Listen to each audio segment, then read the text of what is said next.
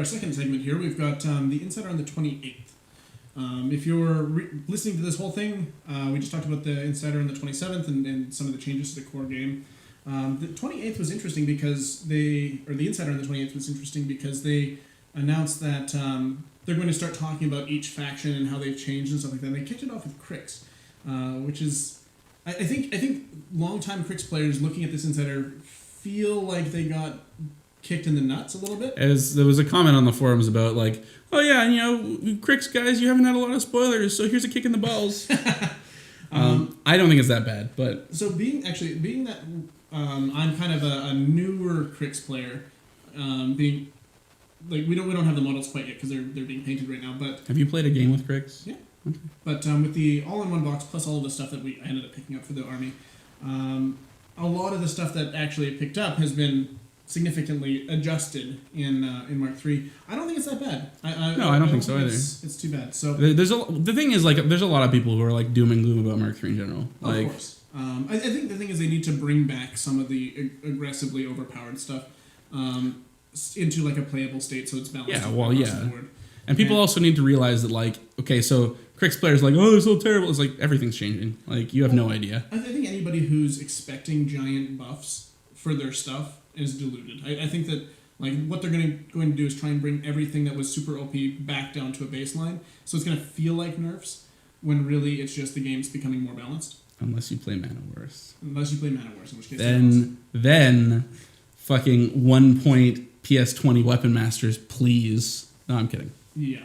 I mean, I want them to be overpowered. But so, we'll go down the list. So first off, Bane Thralls are now called Bane Warriors. They traded Stealth for Ghostly. It's actually the first thing that went over? That is the very first thing. I thought it was Bone Chicken was the first thing that went over. Might have been. All right. We'll go over the Bone Chicken after. So they traded Stealth for Ghostly. Otherwise, they're pretty much the same. So, well, not quite. I mean, so, yes, but they changed it from Bane Thrall to Bane Warrior because Thrall is a keyword now. Yeah, okay, so fair. I mean, and keywords are going to matter in some respects. Yeah, so yes.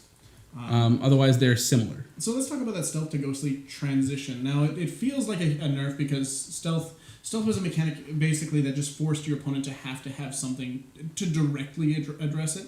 Whereas Ghostly, I mean, you can still shoot at them, you can still, absolutely. You can see them. But the thing is, like, Ghostly opens up a lot of options in terms of now they're better going through this massive amount of new terrain. Now they're able to just walk through walls. Well, yeah, so exactly. That's the thing is, like, you can now, assuming that someone like, let's say Denegra 2 still has something marked for death where you can charge regardless of line of sight, Bane Thralls actually get a lot scarier on a table with a lot of terrain because you can block line of sight to them with terrain and then just say, fuck you, I'm charging. Well, exactly. Like, now you have to play around the board a bit more, but in return you get, like, some disgusting stuff in Ghostly. So I think that they're actually, I don't think they're any worse. I think that you're gonna still be maybe a little bit prone to losing models based on range. You're going to be more absolutely. But at the same time, people are already taking like lots of AoEs and stuff to deal with you anyway. So well, and the other thing is like one of the top level goals they were looking at is making Crix more like swarmy. Like they want to make Crix's infantry cheap but kind of shitty. Yeah. Comparatively speaking, and then you supplement those weaknesses with the Warcaster. So a few Warcasters previously in Mark II had Occultation, which gives a unit stealth anyway. Okay. So now you can potentially use something like that and give the Banes back stealth while also having Ghostly. So that just gives like your Warcaster has more of a role now instead of in addition to, I guess, your infantry. Not only that, but like going back to the idea of a combined arms kind of faction rather than just infantry spam. Infantry spam is going to be definitely an option because you're going to have not the elite infantry, but the spamming infantry. But you're also going to be able to take like a bunch of sick warjacks. Yeah. So now your opponent actually has to go, well, do I deal with the swarms of undead that are coming at me, or do I deal with these like nightmarish hell creatures that are coming? Like you have multiple threats. The infantry may not appear to be as potent as they previously were, but there's still a significant problem. And if they're going to come in costed lower than most other people's infantry... I wouldn't expect Banes to be that much cheaper. They have been adjusted. They're probably a little bit cheaper relative to what they are now because they don't have stealth. Well, I wonder... So we know that the trenches are going to be 16 points, right? I wonder what Banes are going to cost. It's a good question. Because, I mean, trenchers kind of do everything. Banes only really do the one thing. I bet you Banes are going to come in maybe at like the 12-point mark. Depends. And, like, we'll have to see if their UA still does cool stuff for them. Like, the UA giving them tough, if it still does, is more relevant now that you can't shoot at them. Or now that you can shoot at them, rather. That's true. Better. And, yeah, stuff like that. And then we have our Bane Knights. So they've gotten rid of Weapon Master, which is, I'm sure, doom and gloom. I want to touch one more thing on the Bane Warriors. It is important to note they still have Dark Shroud, and they still have Weapon Master. So they still hit basically just as hard as before. You just have to be better at delivering them to the target. Yeah, okay, fair enough. So like I said, Bane Knights, no more Weapon Master. They traded for Brutal Charge. Yep. And then they've also removed the movement component from Curse. Yes. So they are slower. That's relevant to all Banes, not just the Knights. Fair. Yeah. They did keep a Reach, which is now just range 2. Yeah.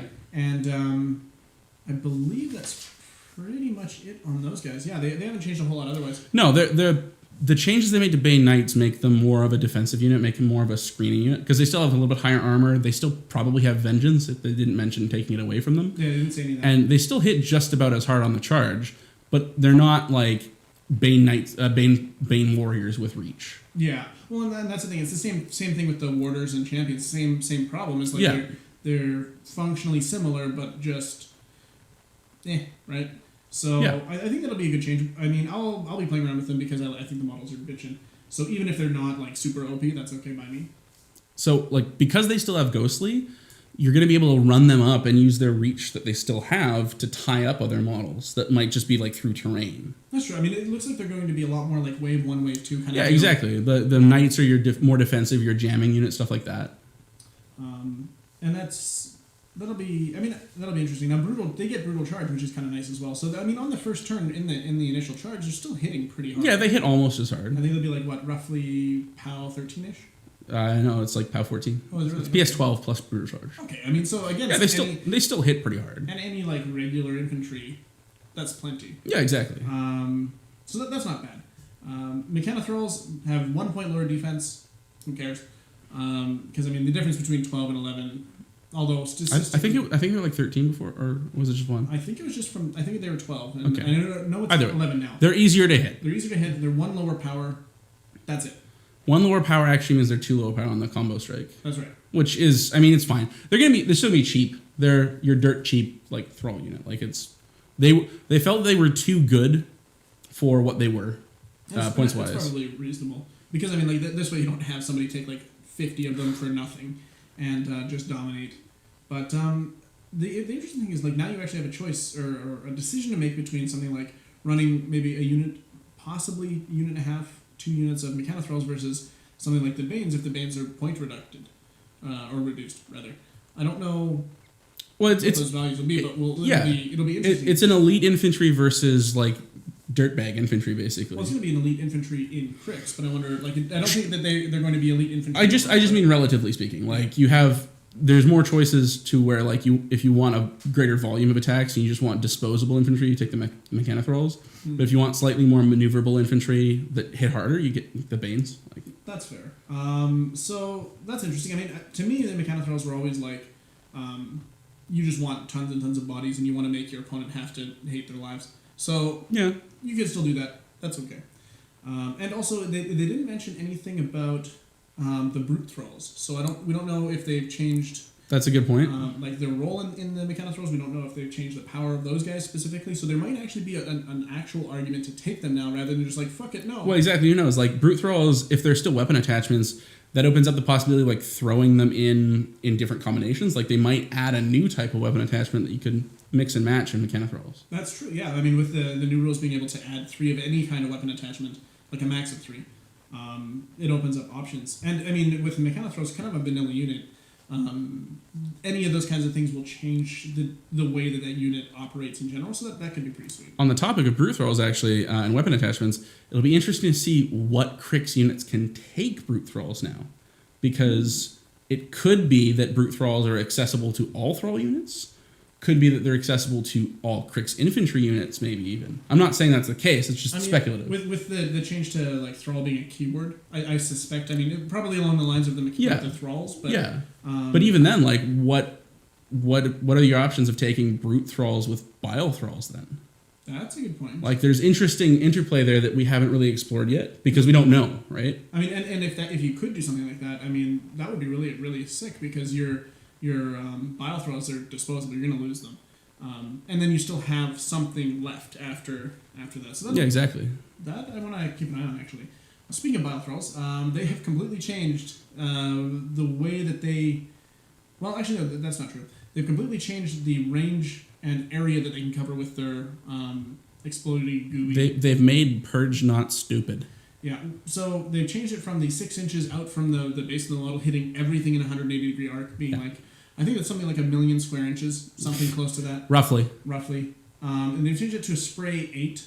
Now, one of the interesting... It does auto hit. It does auto hit. So anything caught under the spray is auto hit and will take damage, which is great.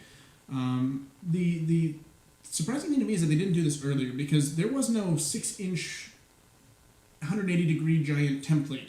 There is a spray template. That makes sense. Sure. I think the reasoning behind it is because that Biles had worked that way since the start of Mark II. And it was like not something that they wanted to change and make people pissed off about Biles. Yeah, fair.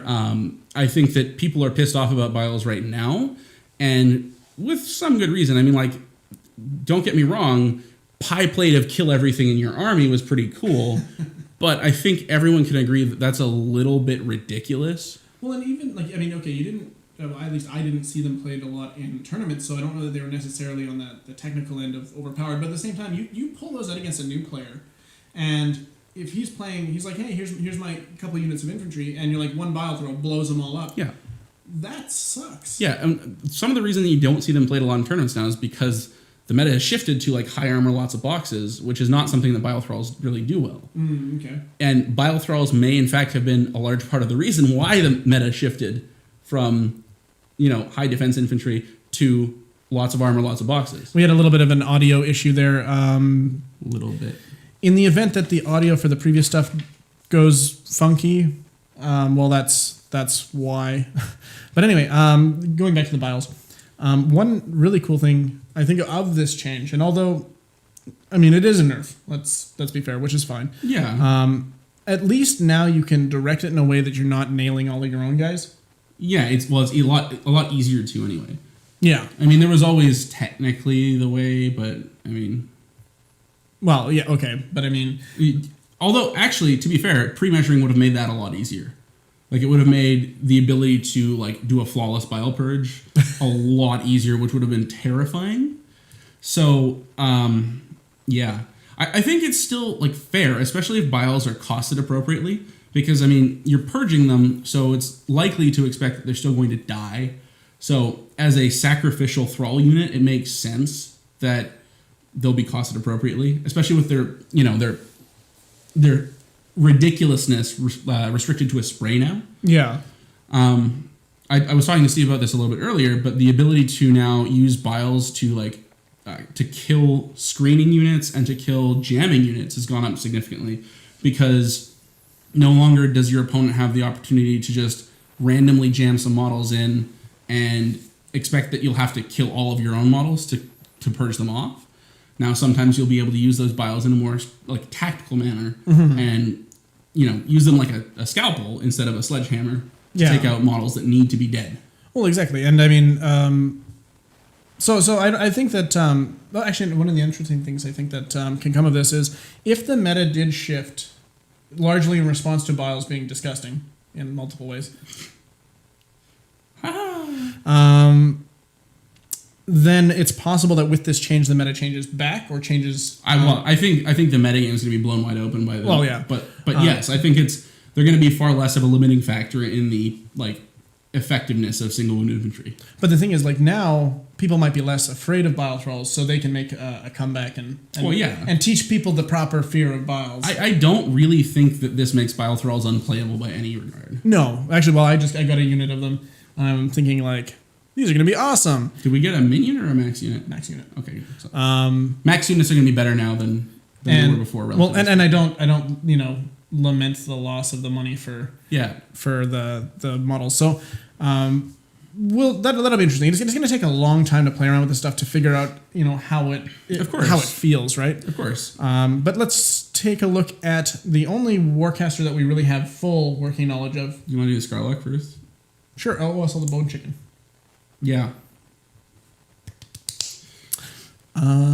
So, I mean, the changes to arc nodes for Crix are pretty cool. They're light jacks specifically, in that, relatively speaking, they're cheaper, and they just don't do as much besides being arc nodes. They mentioned that they liked Crix having access to lots and lots of arc nodes, but when they shifted from Mark 1 to Mark 2 and made the point system less granular, like they shrunk the point system, they lost some of the ability to control what they needed to put on these jacks to make them feel worth. Like Death Ripper was 4 points in Mark 2. Okay. And it was actually pretty good at killing stuff in melee. Like it had PS, I think 14 sustained attack, and there were defense 15, so they were actually pretty hard to kill at range.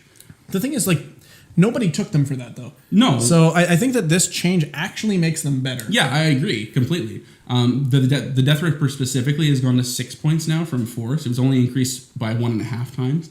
So he's actually even relatively cheaper than the Slayer in the new system, which was already not double its points cost. Yeah.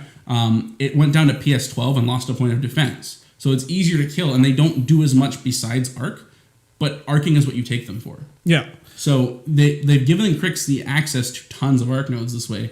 I mean, with the Warjack points we're seeing, you can probably take almost 5 of them for free if you feel necessary. Well, and I think that like having a staple, like 2 of them, for example, in almost any list, makes a lot of sense. And you don't have to pay like a heavy tax for it, so it's really nice. Well, and there were always certain casters that didn't need them as much, which meant that they got to sort of not have to pay that tax, and it's the tax is less now. Yeah. But they wanted arc nodes to remain a core of Crix's identity because they're all about offensive debuffs through their casters. Well, and also you don't have that moment where the Death Ripper comes in and kills your caster because you're like, what happened? I mean, you can still technically do that, but it's not. It's less likely. Yeah. But you can still technically do it, and I mean, it is important to note that they're still light warjacks, so they can still slam. They haven't lost a lot of their utility; they just do less damage. Okay, fair enough. What they've told us. And being that they're actually we'll get to that point later. Aside from that, we've got the Scarlock Thrall, who has some significant changes. He can no longer cast upkeep spells. Yep. So he can cast offensive spells. He can cast I think single target anything. He has his own magic ability score now. Everything that with Spell Slave has its own magic ability score, which means you're no longer tied to your Warlock or your Warcaster in terms of spell accuracy. Okay. I suspect that a Scarlock will have something like 6, which means he'll be less accurate than Denegra. Or most Crix casters had 7, actually. Yeah. But they did give them an offensive spell to make up for it. Not only that, but it's Dark Fire, which lets them take souls. So they can use those souls to boost the spell for free. When you're like previously in Mark 2, your Warcaster is considered to have cast the spell. So if it was an offensive spell, you had to spend the extra focus to boost it. Yeah. Now you can actually just have that on your Scarlock. And there are still some spells that are very worth casting, like Denegra 3 has Mortality, which is something that the Scarlock could throw out pretty well. It's a little bit less of a utility buff bot. Now, it doesn't say, and we don't have access to the card yet, but I wonder if, how limited on focus he's going to be. Like, can he cast a 4 focus spell? I would expect it to remain at 3, but I'm not sure. That's a good question. Because leading into the new P. Denny card, what if he can cast Dark Guidance? Yeah, that's a good question. Then, okay, all of a sudden, he goes from, I don't know, to, shit, I want to take him with P. Denny all the time, because that's hilarious. Exactly. Come check out the Connection Games and Comics. We have the largest selection of Warmachine and Hordes miniatures in the Lower Mainland. Warmachine Wednesdays and Sundays, with tables and terrain to play your game.